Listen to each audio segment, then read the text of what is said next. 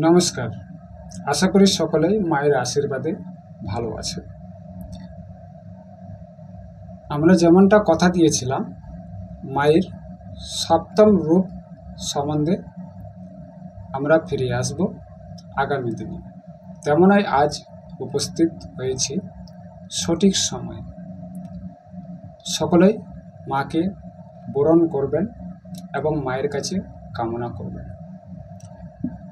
আজ আলোচ্য বিষয় তুলে ধরব মায়ের সপ্তম রূপ সম্বন্ধে, অর্থাৎ মহাসপ্তমীর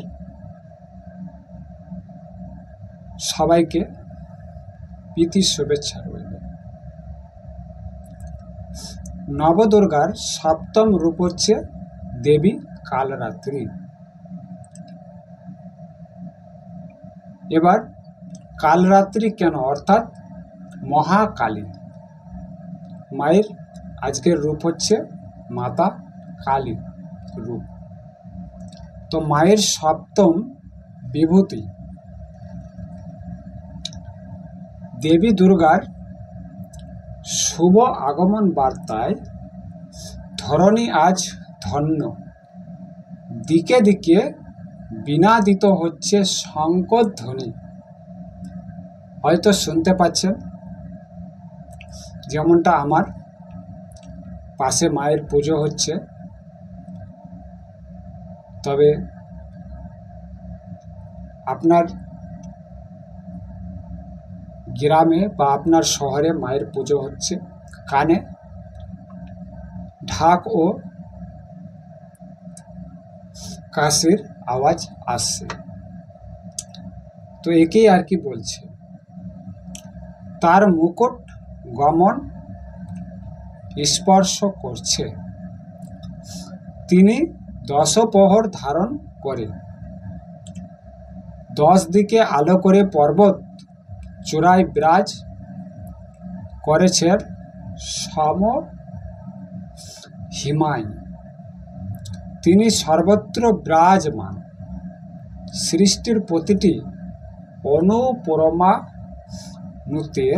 তার চিরন্তন উপস্থিতি। তিনি দুর্গা, তিনি ভদ্রকালী, তিনি সকল কর্মে সিদ্ধি প্রদায়িনী, স্বয়ং সিদ্ধিদাত্রী। আজ শুভ মহাসপ্তমী।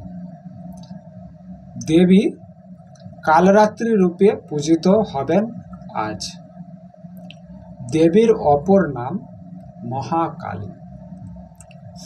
মহাকালের বৃক্ষের উপর তার এক চরণ, অপরটি মোহিনীর ওপর। মহাকালকে জয় করে উনি মহাকালী। দেবী চতুর্ভুজা, এক হস্তে খড়গ, এক হস্তে বজ্র এবং বাকি 2 হস্ত বড় মুদ্রা। ভঙ্গিমায় ভক্তদের নিরন্তর আশীয় বর্ষণ করে যাচ্ছে। দেবীর বাহন গাধা। এবার আজকে আমরা মায়ের সপ্তম দিনে কিন্তু বাহন দেখছি গাধা। কেন আমরা জানতে পারব। দেবী মুক্তকেশী, করাল বদনা, মাতৃশক্তির এক ভয়ঙ্কর রূপ। তবে এ কথাও সত্য, মায়ের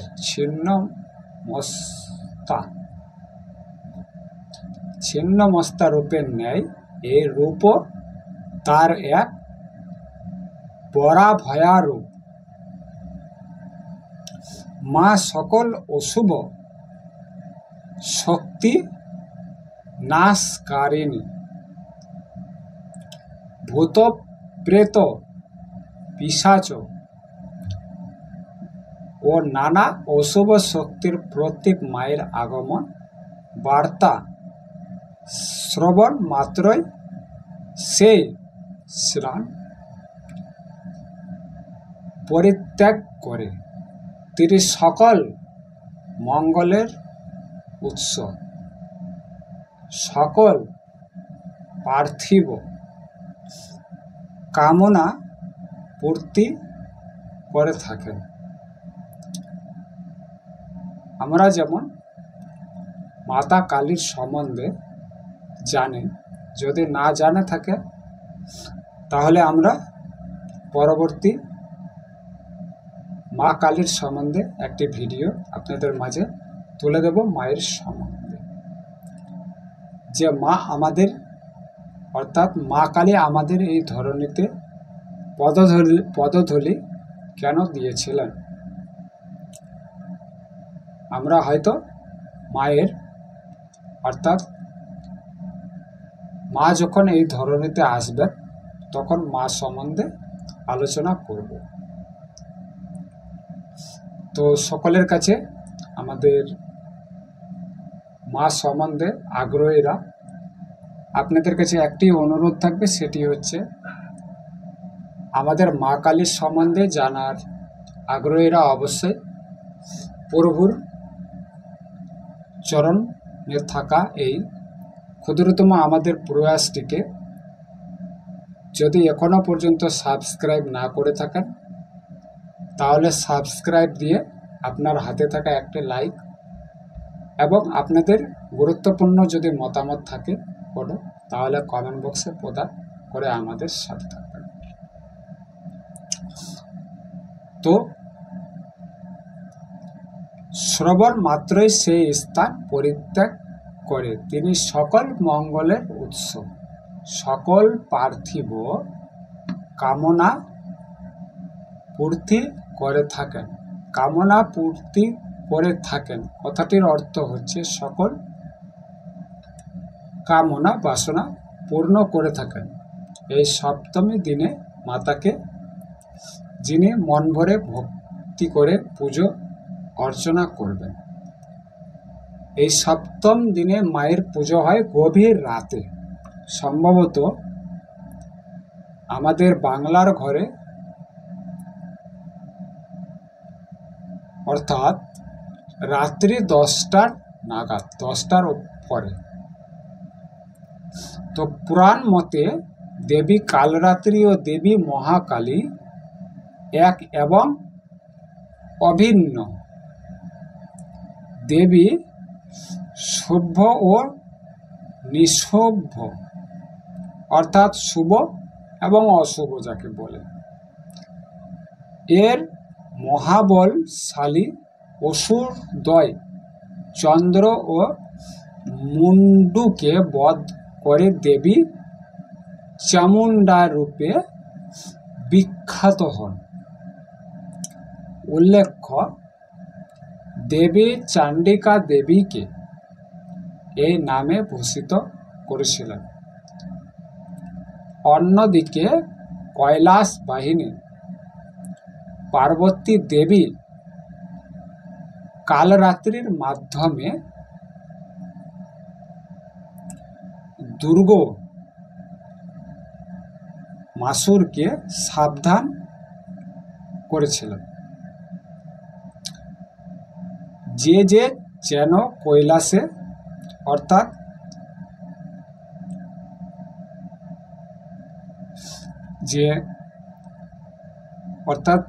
যেমনটা বলছি যে সে যেন আর কি কৈলাসে আক্রমণ করার বাসনা পরিহার করে। কিন্তু অসুর দেবীর কথা অমান্য করে কৈলাস আক্রমণ করে এবং দেবী তাকে বধ করে দুর্গারূপে জগৎ মাঝে পরিচিতি পান। তো মায়ের সপ্তম রূপ সম্বন্ধে আমরা আজকে আপনাদের মাঝে তুলে ধরলাম। সকলে জয় মা দুর্গা অবশ্যই বলবেন। তো আমরা আগামীকাল মায়ের অষ্টম রূপ সম্বন্ধে ফিরে আসব।